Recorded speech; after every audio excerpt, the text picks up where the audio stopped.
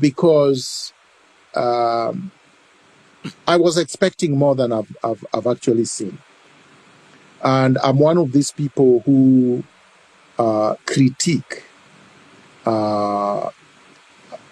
people that come onto the fore and to claiming that they are there to change the country.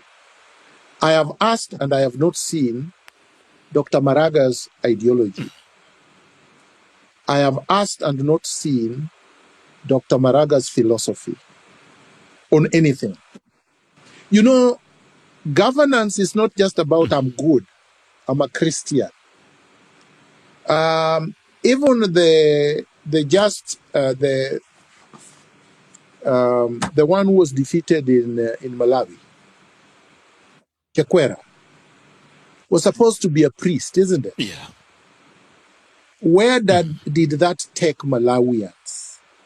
So being a man of God, you say you're a man of God, is not what people want. These are secular states. You have to come with significant ideological, philosophical position, well explained and articulated, with a program of what you are going to do, which is different. It would be a slight improvement on Ruto, but because we do not know these things, we cannot say how far he would be able to take us. And that is not very positive. Because the only claim to fame is that he was the Chief Justice when the 2017 presidential election was nullified. That's not good enough. Because the court was not his court. He was the Chief Justice, but there were other judges.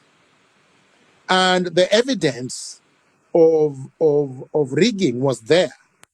That election could be nullified by a street urchin who is reasonable enough to look at the evidence.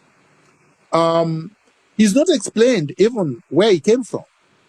You see, he was not the most qualified person to be Chief Justice when he was appointed. So there was a reason why he was appointed, right? So, and who appointed him? Kibaki. And what is Kibaki's legacy?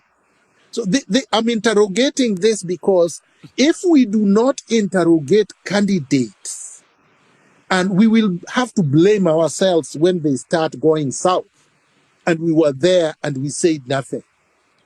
So if David Maraga comes up with a good platform, explains himself, and demonstrates his record, because I can tell you, I grew up in Kenya, I went to school in Kenya.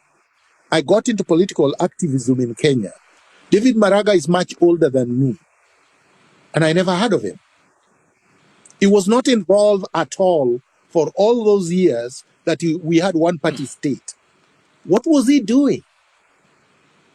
How was he surviving within the one-party state? It's almost like saying a person grows up in apartheid South Africa, goes to university, graduates, becomes a judge, but you never heard of him. You never heard him say anything about the apartheid system.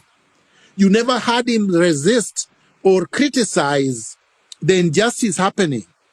What was he doing during all those years? And then until 2017, when he was Chief Justice and led the nullification of the presidential election, what was his views on anything? Where are his judgments that show his jurisprudence? Where he is vis-a-vis the